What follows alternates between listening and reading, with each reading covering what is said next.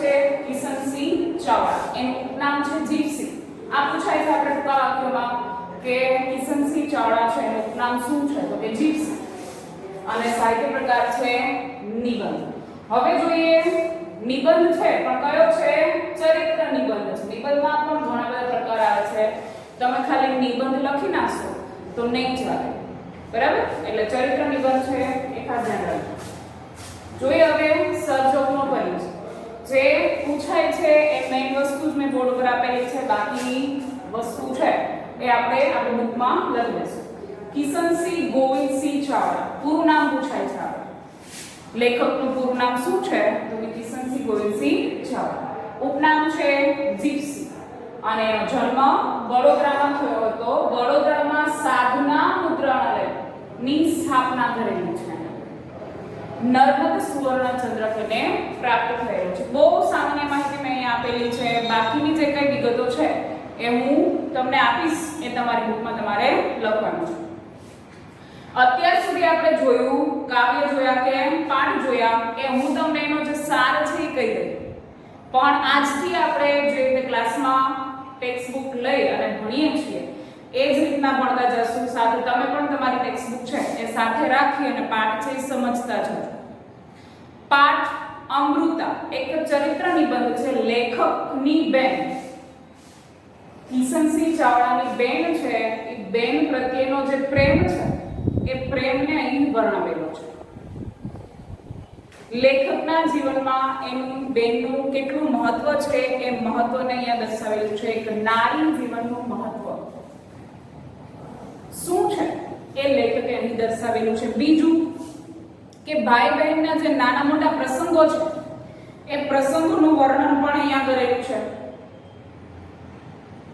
અમુના લગ્ન થઈ જાય છે ત્યાર પછીનું જે વાતાવરણ છે, જે કરુણતા છે, એ કરુણતા પણ અહીંયા દર્શાવેલી છે. લેખકના જીવનમાં અચાનક એના બેનના લગ્ન પછી પરિવર્તન આવી જાય છે. એના બેનના હિસાબે કંઈક એવી ઘટના બને છે કે જેનાથી સમગ્ર ઘરનું વાતાવરણ ગમગીન થઈ જાય છે.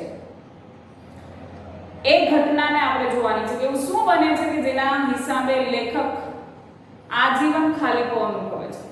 જોતા જઈએ, ટેક્સ્ટ બુક સાથે રાખજો. ટેક્સ્ટ બુક ના આધારે જ હવેથી આપણે આપણા ચેપ્ટર છે એ સમજતા જશું. જોઈએ, મારી નાની બહેનનું નામ તો અમૃતા, પણ સૌ એને અમુના વહાલ સોયા નામથી જ બોલાવો. આપણે પૂછાય છે અમુને ઘરમાં સૌ કયા નામથી બોલાવતા હતા તો કે અમુના નામથી બોલાવતા હતા. મારાથી એ 3 વર્ષ નાની. કોણ બોલે છે? લેખક બોલે છે. લેખકથી એની બહેન છે એ 3 વર્ષ નાની છે. હું 12 વર્ષનો ત્યારે એ 9 વર્ષની. અમે ભાઈ બહેન ઉપરાંત જબરા મિત્રો, બે પાક્કા મિત્રો હતા. એમ કે છે સુખ દુઃખની વાતો બે એકબીજાને શેર કરતા. અમુ ગજબની તોફાની. જ્યારે આપણા લેખક છે એ શાંત હતા, જ્યારે અમુ છે એ તોફાની હતી. હું જરા શાંત એટલે ફળિયામાં જરા કે છોકરાઓમાં તકરાર જેવું થાય, તકરાર એટલે ઝઘડો, ત્યારે મારા સામાવાળાના તો અમુ બાર વગાડી દે. લેખકને એના પાડોશના કોઈ પણ બાળકો હારે ઝઘડો થાય તો લેખક તો કંઈ ના બોલી શકતા, પણ જેની સાથે બોલાચાલી થાય છે એના અમુ બાર વગાડી દેતી. મતલબ કે એને જોઈ અને ગુસ્સો એની ઉપર કરી આવતો.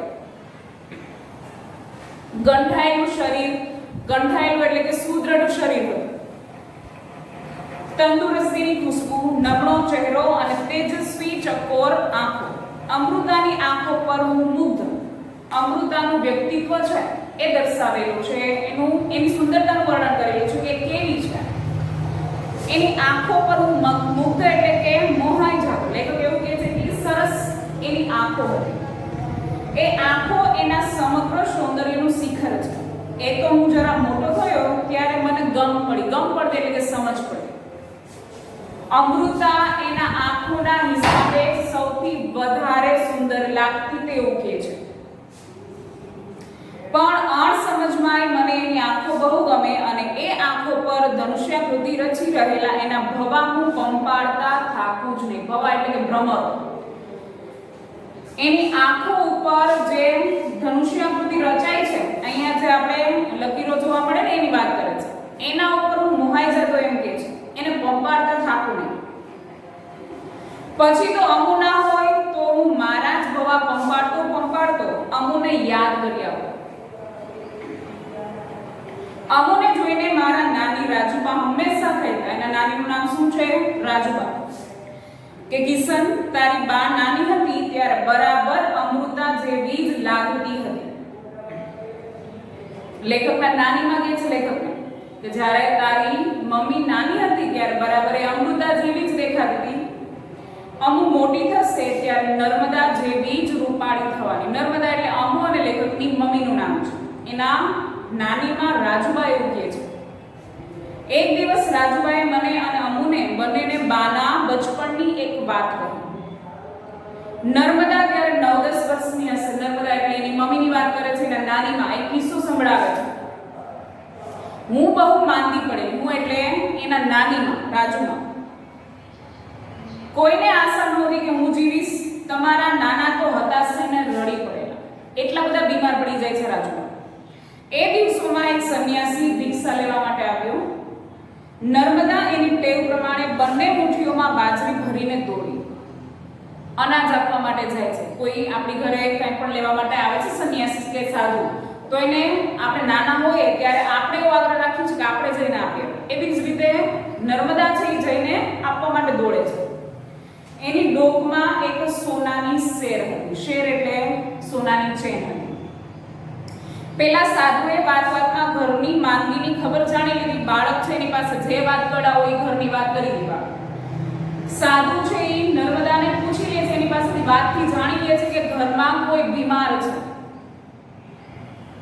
તરસ્યો હતો, કહીને છોકરી પાસે પાણી માંગ્યું. એ સાધુ સાનો કોઈ અવધૂત હતો. અવધૂત એટલે કે બાવો હતો, સાધુ નહોતો. પણ એ કોઈ બાવો હતો કે જે સોનાની શેર છે નર્મદાએ ગળામાં પહેરેલી છે એની ઉપર એનું ધ્યાન હતું. એણે નર્મદાને કહ્યું કે જો તારી સોનાની કંઠી આપી દે તો તારી માં તરત સાજી થઈ જાય એવી ઈશ્વરી ભસ્મ આપો. ભસ્મ એટલે એવી રાખ કે તારા ગળામાં જે સોનાની ચેન પડેલી છે એ તું મને આપી દે તો એવી કોઈ ઈશ્વરી એટલે કે એક ભસ્મ આપું છું કે જેનાથી તારા ઘરમાં આવેલી માંદગી છે એ દૂર થઈ જશે. નર્મદાએ તો કંઠી ઉતારી દીધી અને પેલો સાધુ ચપટી રાખ આપીને ચાલતો થયો. છોકરીએ તો પેલી ભસ્મ લાવીને ચમચા પાણી વડે મારે ગળે ઉતારી દીધી. નર્મદા છે એના મમ્મીના પાણીમાં એ ભેળવી દે છે, એને આપી દે છે, પીવડાવી દે છે. ભગવાનને કરવું હતું કે ત્યાર પછી ગળતા પાણી થયા, મતલબ કે સાજા થવા લાગ્યા અને હું સાજી થઈ.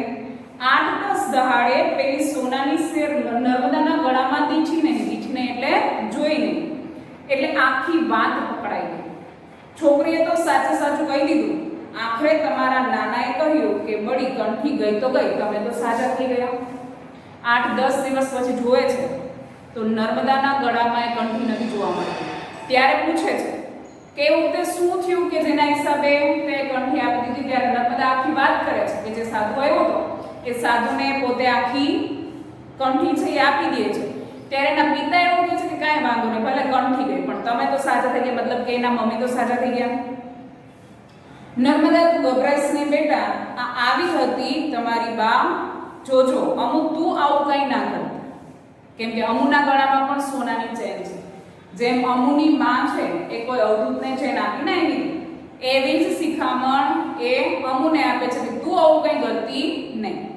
તે દિવસે સાંજે અમે મોસાળથી બંને જણા પાછા ઘેર આવ્યા.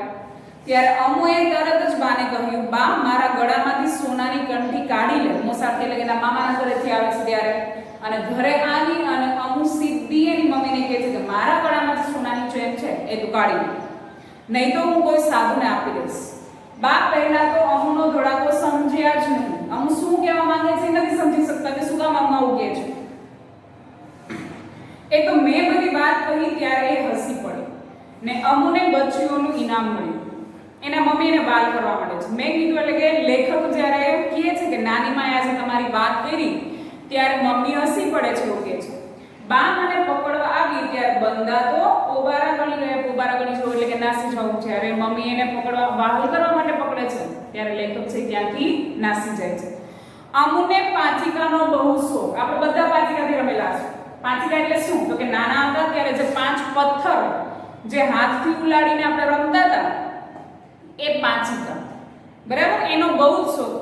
એ રમત પાછળ એ ગાંડી, કલાકોના કલાકો એ રમતા થાકે નહીં અને રમવામાં પણ એક એટલે એટલી હોશિયાર હતી કે કોઈનો વારો ના આવે. એ વખતે અમારા ફળિયામાં એક મારવાડી કુટુંબ અમારા બીજા ઘરમાં ભાડે હતું. એના વડીલ ભૈરવ કાકા રાજમહેલમાં કામે જતા. એક મારવાડી કુટુંબ રહેતું હતું ભાડે. એના જે મોભી છે એનું નામ છે ભૈરવ કાકા. આરસ પહાડ ટાંકવામાં એની જોડી નહીં. આરસના પથ્થર હોય એની કલાકૃતિ સરસ કરતા હતા એમ કે છે. ટાંકું તો જાણે એમનું બાળક અને હથોડી જાણે એમની દાસી. ભૈરવ કાકાને મન ટાંકું અને હથોડી શું હતા એ પૂછાય છે. તો ટાંકું છે એનું બાળક છે અને હથોડી એની દાસી, મતલબ ઈ હથોડી અને ટાંકણા પાસે એટલું સરસ કામ કરાવતા એમ કે છે કે ધારે આકાર આપી શકતા હતા પથ્થર ઉપર. એ ભૈરવ કાકા એક દિવસ બાને માટે આરસનો સુંદર ખલ લઈ આવ્યા. ખલ એટલે શું? તો કે આરસની એક જાતની ખાંડની કે જેમાં ઔષધિઓ વાટવામાં આવે છે એને ખલ કહેવાય. એ બા માટે ભૈરવ કાકા લાવે છે. બા તો રાજી થઈ ગયા. તે જ વખતે અમોએ ભૈરવ કાકાનો હાથ પકડીને આરસના પાંચિકા લાવી આપવાનું વચન લઈ લીધું. અમુ ભૈરવ કાકા પાસે જાય છે અને એના હાથમાં હાથ આપીને કહે છે કે તમે મને આરસના પાંચિકા બનાવીને આપશો એવું વચન આપો એમ કહે છે. બીજે દિવસે સાંજે અમુના સુંદર કુકા, પાંચિકાને કુકા પણ કહેવાય છે, આવી ગયા. બસ ત્યારથી ફળિયાની છોકરીઓમાં અમુનું નામ થઈ ગયું. જેમ કે સાદા પથ્થરથી રમે અને આરસના પથ્થરથી રમે તો એનાથી બાકીની જે ફળિયાની છોકરીઓ છે એમાં અમુ છે એ વધારે માનવા લાગે છે એને. એટલું જ નહીં, એની આબરૂની મહત્તા એ વધી. આબરૂ છે એ એટલા માટે કે એની પાસે અલગ આરસના પાંચિકા હતા એટલા માટે. ધીરે ધીરે અમુએ રમીને આરસના કુકાને વધારે સુવાળા અને ચળકતા બનાવી દીધા. એક કુકા તો જાણે એનો પ્રાણ અને પાંચિકા એ કેવી રમત. કુકા અમને મન શું હતા એ પ્રશ્ન પૂછાય છે. તો એના પ્રાણ હતા. એને એ રમત બહુ જ ગમતી હતી એટલા માટે એને જીવથી પણ વધારે વાલા હતા. એકવાર 4-5 એની બહેનપણી સાથે એ અમારા ઓટલા પર કુકા રમવા બેઠેલી. બીજી છોકરીઓના કુકા તો થોડા જ ઊંચે ઉછળે અને એમાંય ચૂકી જવાય, પણ અમુનો દાવ આવ્યો કે થઈ રહ્યો. બાકીની છોકરીઓ છે એ રમત રમવામાં એટલી હોશિયાર નહોતી જેટલી અમુ હતી. અમુનો દાવ આવે એટલે બાકી કોઈનો દાવ છે એ આવવા ન દે. એનો કૂકો બહુ ઊંચે ઉછળે અને કૂકાની સાથે એની આંખની કીકી ઊંચે ચડે. જેવી રીતે પથ્થરથી રમે, પથ્થર ઉપર જાય એની નજર પણ ઉપર જાય, પથ્થર નીચે જાય એની નજર પણ નીચે જાય. એની આંખની કીકીની રમત એ કૂકાની સાથે રમતી એમ કે છે. એક તો અમુની આંખો જ ચબરાક એટલે ચાલાક હતી. તેમાં આ કૂકાની રમતે એને વધારે અણિયારી બનાવે. એ ગુસ્સે થાય ત્યારે એની ભ્રમરો એવી ચડે કે બા બિચારી તરત નમતું મૂકી દે. એની મમ્મી છે પણ ડરી જતી અમુથી એમ કે છે. એટલો ગુસ્સો કરતી એ. અમુને એના આરસના કૂકા અતિશય વહાલા. એને 9 વર્ષ પૂરા થયા ને 10મી વર્ષગાંઠ આવી ત્યારે બા પાસે અમુએ પોતાના કૂકા માટે મશરૂની કોથળી કરાવેલી. મશરૂની કોથળી એટલે શું? તો કે રેશમ અને સૂતર છે એમાં ઘણા બધા રંગવાળું પટ્ટા વાળું જે કપડું આવે છે એ મશરૂમ, જે બહુ કિંમતી આવે છે. બરાબર. પોતાના જન્મદિવસ 10મી વર્ષગાંઠ આવે છે ત્યારે મમ્મી પાસે એ કાપડની એક થેલી બનાવડાવે છે. શું કામ? તો કે એની અંદર પોતાના પાંચિકા મૂકવા માટે. કૂકા તો અમુનું અમૂલ્ય ઘરેણું અને મોંઘી મિલકત છે. મને 12મું વર્ષ ઉતરીને 13મું બેઠું. અમારા ઘરમાં ત્યાર પછી જ ધમાલ શરૂ થઈ ગઈ. લેખક પોતે વાત કરે છે કે 12 વર્ષ પૂરા થયા અને 13મું વર્ષ બેઠું ત્યારે ઘરમાં થોડી ચહલ-પહલ વધી ગઈ. શું કામ? તો કે અનાજના કોથળા આવવા માંડ્યા. હું નિશાળેથી આવું ત્યારે બાની મદદમાં ફોઈ, માસી, મામી બધા હાજર હોય અને અનાજ સફાઈ ચાલતી હોય. જાણે કે ઘરમાં કોઈ મોટો પ્રસંગ ઉજવવાનો હોય એવી તૈયારીઓ ચાલતી હતી એમ કે છે. એ તો ધીરે ધીરે મને ખબર પડી કે મારા લગ્નની તૈયારીઓના પાસેરાની પહેલી પૂણી હતી. પાસેરાની પહેલી પૂણી એટલે કે તદ્દન શરૂઆત. લેખકના લગ્નની શરૂઆત થતી હતી એમ કે છે. આ ઘરમાં જે ચહલ-પહલ હતી એ બધી ચહલ-પહલ એની હતી. લગ્નનો દિવસ જેમ જેમ પાસે આવતો ગયો તેમ તેમ ધમાલ વધતી ગઈ. મારું મહત્વ ઘરમાં વધતું ગયું. આ વાત અમુને નવી લાગી કે જેના લગ્ન છે એનું મહત્વ ઘરમાં વધી જાય છે. એ અમુને એ વાત નવી લાગે છે. કારણ કે અમારો બંનેનો પહેલા જેટલો સાથ સથવારો હવે ન રહ્યો. લેખક પોતાના લગ્નના કામમાં એટલા બધા પૂરવાઈ જાય છે. ધીરે ધીરે એ ઓછો અને ઓછો થવા લાગ્યો. અમુ અને મારી વચ્ચે બહારની રેશમગાંઠ એવી તો સજ્જડ બંધાયેલી કે અમે બંને આ નવી પરિસ્થિતિ સહી ના શકીએ. બે બેનભાઈ છે એકબીજાની વચ્ચે રહેલો જે પ્રેમ છે પ્રેમમાં અંતર આવી જાય છે એમ કહે છે. પણ અમુ તો મારા કરતા વધારે ગુસ્સાવાળી એટલે એનો ક્રોધ તો અનેક રીતે પ્રગટ થતો ગયો. એની અરજી બાએ હસી કાઢી એટલે બાપુજી સુધી પહોંચી કે ભાઈનું લગ્ન બંધ રાખવું અને પરણવાની આખી વાત જ ઉડાડી દેવી. એ પોતાના પિતા પાસે જાય છે અને કહે છે કે ભાઈના લગ્ન નથી કરાવવા, એ આખી વાત ઉડાડી નાખો એમ કહે છે. પણ બિચારી અમુનું કોણ માને? કુળવાનું ઘર આબરૂવાળું ઘર હતું, પ્રતિષ્ઠા સારી હતી સમાજમાં, સંબંધીનો વિસ્તાર ઘણો એટલે છોકરો બાળપણથી જ 4 હાથ વાળો થશે એટલે કે બાળપણથી જ લગ્ન થઈ જશે. એ બિચારે કુટુંબીઓના હરખનો પાર નહોતો. જે દિવસે મને પીઠી ચોળી તે દિવસે અમુ જોધાર આંસુએ રડી પડી. એને એવું લાગે છે કે પોતાનો ભાઈ છે હવે પોતાનાથી દૂર થઈ જાય છે એટલે રડવા લાગે છે. ઓ મારા ભાઈ રે, બા અને બાપુજીથી પણ એ છાની ન રહે. પછી મેં જ્યારે એને બાથમાં લીધી ત્યારે એના ડુસકા સમી પડ્યા. અમુ છે એ આ નવી પરિસ્થિતિ નથી સહન કરી શકતી. પોતાના ભાઈના લગ્ન થાય છે એ સહન નથી કરી શકતી. જ્યારે પોતાનો ભાઈ એને બાથમાં લઈને સમજાવે છે ત્યારે એ થોડી ઢીલી પડે છે.